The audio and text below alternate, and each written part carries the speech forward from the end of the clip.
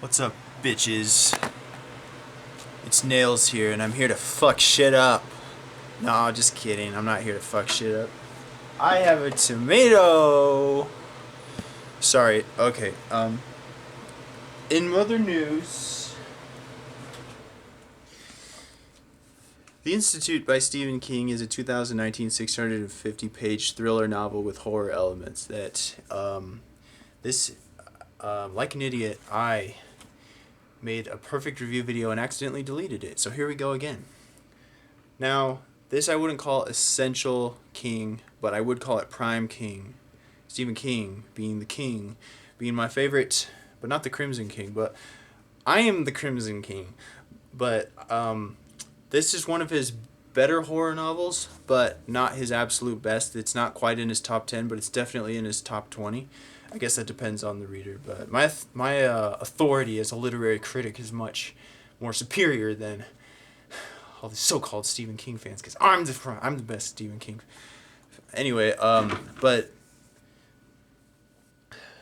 this is just pure entertainment. You're gonna get your money's worth. It's highly satisfying, and so some of the unique features about it, it's nothing that we haven't seen before in terms of little distinct elements, but they nonetheless come together to create an original whole. Now, a few of the distinct things that remain is that you can tell that Stephen King's overall writing ability has just nonstop improved with age. Although he's much older now, and this is a relatively recent book, it feels like he's just gotten smarter and smarter, and he's hasn't slowed down like some old people we've seen on in the prime limelight of fame and influence lately. So basically, and that shows in the fact that this book is huge, and yet you can read it in a day. It really is a page turner. It really grips you, and it has the ability to immerse you completely, care about the characters, and want to see them survive. And so, without giving anything away, because I want to talk about the plot, but I'm not even going to a little bit because without just the slightest details, because I really think it will add to the experience to anyone just going in fresh. Just don't know anything about this book if you want a gritty, hard-edged, intense adventure thriller horror novel. I highly recommend this. One thing I will say that's not really a spoiler, but I'll talk about the plot a little bit, just ever so slightly, is that the antagonist is one of the strongest antagonists I've ever seen, not just in Stephen King books, but in all books in general.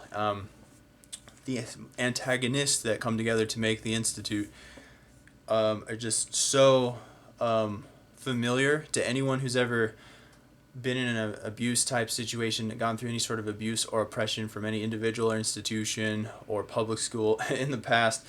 I found myself personally relating so much weirdly to the main character in terms of his personality. I felt like I was the main character. Now, Stephen King has showed his ability to immerse you and make you feel like a kid in books like The Shining, but this is just another level of, it's almost like finding this closure with past trauma that, depending on your attitude, I found it to be a sort of like feeling less lonely in the world for confronting that type of familiar horror of being truly mistreated, brutally abused by an entity of some kind or other. And so, but depending on the person's attitude, if they want to play the victim and such, and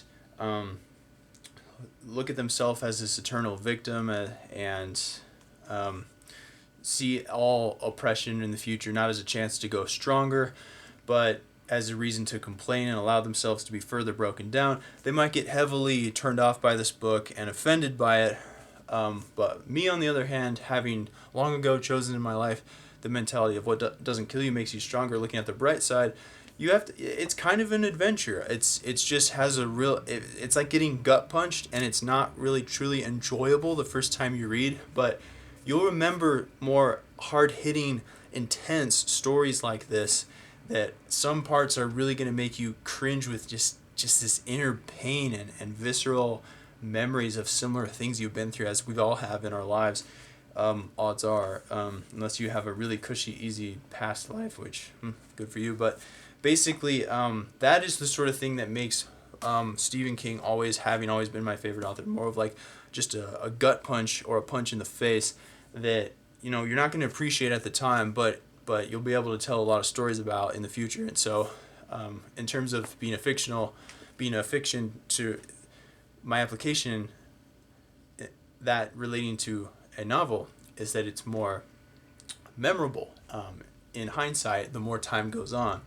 And so I wouldn't call it having any joy while reading it, but fascinatingly needing to know what happens and enjoying the challenge of the experience nonetheless, and just very memorable. There are certain elements to the story that feel like cliche screenplay sometimes, but those are usually just certain plot points.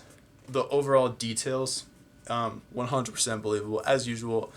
Very believable, well written dialogue, and many other details that just make it totally immersive, as Stephen King is just so good at doing. And that's the proof is in the numbers, bitch. Like, I don't care how many people are on the bandwagon. Before I knew that more than 2 people in the world had read Stephen King books, I was reading these books when I was 12 years old in 2004 and just loving them. So that's where I discovered literature, really. So anyway, it's quality. It's quality, and I'm going to die on that hill for anyone that wants to attack what's mainstream successful. I don't give a shit. This is the sort of author's books you can fall back on, and you're always going to expect quality, and that's what this book is. Just something that's guaranteed to satisfy. There is one particular shootout in this book that might be the best written shootout that Stephen King I've ever read, and I've read the entire Dark Tower series, and it makes me wish that Stephen King wrote westerns more, because he's just really good at that. So, is there anything else? No. 10 out of 10. The Institute. It's much grittier. In certain ways, a scarier antagonist than a lot of would-be supernatural antagonists we've seen him do before.